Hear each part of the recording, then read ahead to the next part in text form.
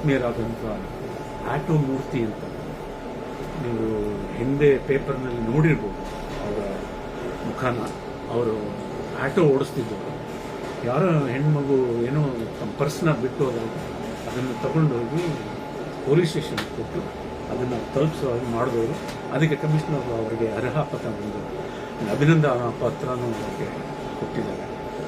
ಇವಾಗ ಅವರು ನಡೆಸ್ತಾ ಇರುವಂಥ ಒಂದು ಎಣ್ಣೆ, ಗಾಣದ ಎಣ್ಣೆ ಅವರು ಇವಾಗ ಪ್ರೊಡ್ಯೂಸ್ ಮಾಡ್ತಿದ್ದಾರೆ. ಅದನ್ನು ಅವ್ರು ಕೇಳಿದ್ರು, ಕೀರ್ತಿಯವರೇ ದಯವಿಟ್ಟು ಬರಬೇಕು, ನೀವು ಒಂದ್ಸರಿ ನೋಡಬೇಕು ಅಂತ ಹೇಳಿ. ನಾನು ಹಳಬ, ನಮ್ಮ ಅಜ್ಜಿಯವ್ರ ಜೊತೆನೆಲ್ಲ ನಮ್ಮೂರಲ್ಲಿ ಗಾಣದ ಬೀದಿ ಅಂತ ಇರ್ತಾಯಿತ್ತು, ಗಾಣದ ಓಣಿ ಅಂತ. ಅಲ್ಲಿಗೆ ಹೋಗಿ ನಮಗೆ ಬೇಕಾದ್ದು ಹರಳೆಣ್ಣೆ, ಕೊಬ್ಬರಿ ಎಣ್ಣೆ, ಕಡಲೆಕಾಯಿ ಎಣ್ಣೆ ನಾವು ಟಿಫಿನ್ ಕ್ಯಾರಿಯರ್ ಥರ 2-3 ತೊಗೊಂಡೋಗಿ ಅದನ್ನು ಫ್ರೆಶ್ಶಾಗಿ ತೊಗೊಂಡು ಬರ್ತಾಯಿದ್ವಿ. ಇವಾಗ ಇವರು ಜನಗಳಿಗೆ ಆರೋಗ್ಯಕ್ಕೆ ಒಳ್ಳೆಯದಾಗಲಿ, ನಮ್ಮಿಂದ ಲಾಭನ ಕಮ್ಮಿ ಇಟ್ಕೊಂಡು ಈ ಹಲವಾರು ಎಣ್ಣೆಗಳು, ಹರಳೆಣ್ಣೆ, ಕಡಲೆಕಾಯಿ ಎಣ್ಣೆ, ತೆಂಗಿನಕಾಯಿ ಎಣ್ಣೆ, ಎಳ್ಳೆಣ್ಣೆ, ಹುಚ್ಚೆಳ್ಳೆಣ್ಣೆ, ಕುಸ್ಬೆ ಅಂತ ಒಂದು, ಅದನ್ನು ನಾನೆಲ್ಲೂ ನೋಡಿಲ್ಲ ಸೌಂಡ್. ಇದರಲ್ಲಿ ಎಣ್ಣೆನೆಲ್ಲ ಗಾಣದಲ್ಲಿ, ಎತ್ತಿನ ಗಾಣದಲ್ಲಿ ತಯಾರು ಮಾಡ್ತಾ ಇದ್ದಾರೆ. ಜೊತೆಗೆ ಒಂದು ವಿದ್ಯುತ್ ಚಾಲಕ ಗಾಣಗಳು ಇದ್ದಾವೆ. ಅದು ಎತ್ತಿನ ಗಾಣದಲ್ಲಿ ಬರೋ ಎಣ್ಣೆಯಷ್ಟೇ ಪವಿತ್ರವಾಗಿ ಇದರಲ್ಲೂ ಬರೋ ಥರ ಕಲ್ಲು ಗ್ರಾನೈಟನ್ನು ಯೂಸ್ ಮಾಡಿ ಅದನ್ನು ಮಾಡ್ತಾ ಇದ್ದಾರೆ. ನನಗೆ ಬಹಳ ಸಂತೋಷ ಆಯಿತು. ನನಗೆ ಅವರು ಭೇಟಿಯಾದ ಮನೆಗೆ ಬಂದಾಗ ತಂದು ಕೊಟ್ಟಿದ್ರು ನನಗೆ ಒಂದು ಕೊಬ್ಬರಿ ಎಣ್ಣೆ ಮತ್ತು ಕಡಲೆಕಾಯಿ ಎಣ್ಣೆ. ಅದನ್ನು ನಾನು ಯೂಸ್ ಮಾಡಿದ್ದೀನಿ. ಚಿಕ್ಕ ವಯಸ್ಸಿನಲ್ಲೂ ನಾನು ಯೂಸ್ ಮಾಡ್ತಾ ಇದ್ದದ್ದು.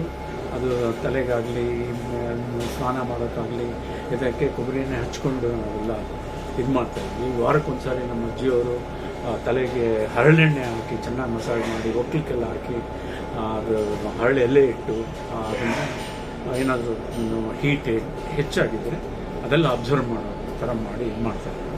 ಆಮೇಲೆ 3 ತಿಂಗಳಿಗೆ ಒಂದ್ಸರಿ 4 ತಿಂಗಳಿಗೆ ಒಂದ್ಸರಿ ಹೊಟ್ಟೆಗೆ ಹೋಗೋದು, ಕಾಫಿನಲ್ಲಿ ಬೆರೆಸ್ಬಿಟ್ಟು ಹರಳೆಣ್ಣೆನ ಒಂದು 2 ಸ್ಪೂನ್ 3 ಸ್ಪೂನು ಕುಡಿಸ್ಬಿಟ್ಟು ಸುಮ್ಮನೆ ಚಡ್ಡಿ ಆಗ್ತಿರ್ಲಿಲ್ಲ, ಬರೀ ಒಂದು ಟವಲ್ನ ಸುತ್ತಬಿಟ್ಟು ಬಿಡೋದು.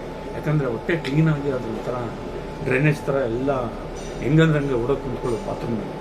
ಆ ಥರ ಎಲ್ಲ ಮಾಡಿ ಈಗ 3 ತಿಂಗಳಿಗೆ ಒಂದ್ಸಾರಿ ತಗೊಂಡ್ರೆ ಅದು ಹೊಟ್ಟೆ ಕ್ಲೀನಾಗಿ ಭಾಳ ಆರೋಗ್ಯಕರವಾಗಿರ್ತೀವಿ ಅಂತೇಳಿ.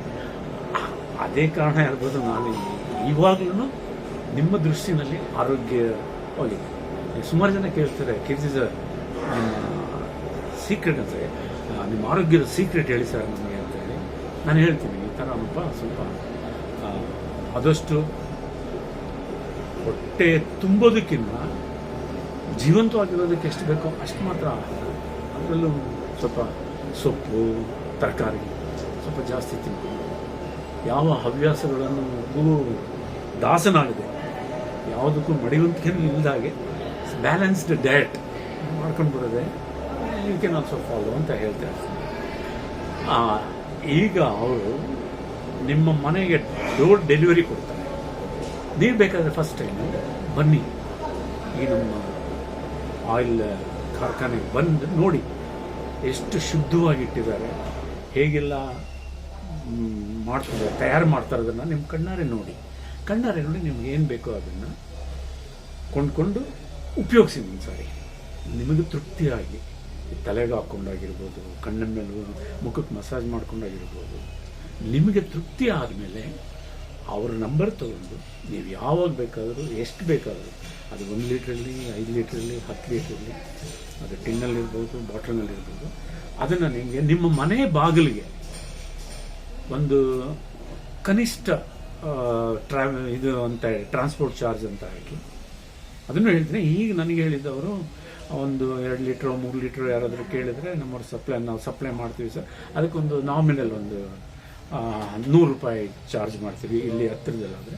ಇಲ್ಲ ಇವಾಗ ನಾನು ಎಲೆಕ್ಟ್ರಾನಿಕ್ ಸಿಟಿನಲ್ಲಿರೋದು, ಇವರು ಕೆಂಗೇರಿನಲ್ಲಿ ಕಂಪ್ನಿ ಇರೋದು, ಅಲ್ಲಿಗೆ ಬರಬೇಕು ಅಂದರೆ ಸ್ವಲ್ಪ ದೂರ ಆಗೋದ್ರಿಂದ ಒಂದು 200 ರೂಪಾಯಿ ಮಾಡ್ಬೋದು. ಆ ರೀತಿ ನಿಮ್ಮ ಮನೆಗೆ ಸಪ್ಲೈ ಕೊಡ್ತಾರೆ. ನೀವೇನು ಬೇಕು ಫೋನ್ ಮಾಡಿಬಿಟ್ಟು ಅವ್ರಿಗೆ ಹೇಳಿದ್ರೆ ಅವ್ರಿಗೆ ಮಾಡಿಕೊಂಡು within 1 day or 2 day supply ಮಾಡ್ತಾರೆ. ಆರಾಮಾಗಿ ಮಾಡೋದು. ನನಗೆ ಭರವಸೆ ಇದೆ, ನನ್ನ ಭರವಸೆನಲ್ಲಿ ನಿಮಗೆ ನಂಬಿಕೆ ಇತ್ತು ಅನ್ನೋದಾದರೆ ಇದರಿಂದ ಆರೋಗ್ಯ ಬಹಳ ಬಹಳ ಬಹಳ ಆರೋಗ್ಯಕ್ಕೆ ಬಹಳ ಉಪಯೋಗ ಆಗ್ತದೆ. ಪ್ಲೀಸ್ ಟ್ರೈ ಮಾಡಿ. ಅಕಸ್ಮಾತ್ ನಿಮಗೆ ಅನ್ನಿಸ್ಲಿಲ್ಲ, ಇದರಿಂದ ಏನು ಪ್ರಯೋಜನ ಇಲ್ಲ ಅನಿಸಿದ್ರೆ ಏನು ನೋಬಡಿ ಇಸ್ ಫೋರ್ಸಿಂಗ್. ಆದರೆ ರೆಗ್ಯುಲರ್ ಆಗಿ ನೀವು ಪ್ಯಾಕೆಟ್ನಲ್ಲಿ ಎಣ್ಣೆಗಳನ್ನ ಏನು ತೊಗೊಳ್ತೀರೋ ಅದಕ್ಕಿಂತ ಸ್ವಲ್ಪ ಬೆಲೆಯಲ್ಲಿ ಜಾಸ್ತಿ ಇರುತ್ತೆ. ಆದರೆ ರೋಗ ಹಾನಿಕರ ಗುಣಗಳನ್ನು ಹೊಂದಿರೋದ್ರಿಂದ ಮುಂದಿನ ದಿನಗಳಲ್ಲಿ ಬಹಳ ನೀವು ಹೆಲ್ತ್ಗೋಸ್ಕರ ಏನು ಆರೋಗ್ಯಕ್ಕೋಸ್ಕರ ಏನು ಖರ್ಚು ಮಾಡಬೇಕಾಗುತ್ತೋ ಅದೆಲ್ಲ ನಿಲ್ಲಾಗ್ಬಿಡುತ್ತೆ ಅಂತ ಹೇಳ್ತಾ ನಾನು 2 ಮಾತು ಮುಗಿಸ್ತೀನಿ. ದಯವಿಟ್ಟು please come and C the company and meet Murthy sir and Patil sir, ಅವರು ಇದು CEO ಆಗಿರೋರು, ಆ್ಯಂಡ್ ಅಂಬಣ್ಣ ಅಂತ ಇದ್ದಾರೆ, ಅವರು ಇಲ್ಲಿ ಇನ್ಚಾರ್ಜ್ ಎಲ್ಲ ಒಂಥರ ಪ್ರಾಕ್ಟಿಕಲ್ ಆಗಿ ಎಲ್ಲರನ್ನು ಮೇಂಟೈನ್ ಮಾಡೋದು, ಕ್ವಾಲಿಟಿ ಮೇಂಟೈನ್ ಮಾಡೋದು, ಇದ್ರ ಬಗ್ಗೆ ಏನು ಮಾಡ್ತಾರೆ. ಇಷ್ಟು ಹೇಳ್ತಾ ನಾನು 2 ಮಾತು ಮುಗಿಸ್ತೀನಿ. Thank you. ಸರ್, ಇದು ಒಂದು ಕಂಟೆಂಟ್ ಅಲ್ಲಿ ಮುಂದೆ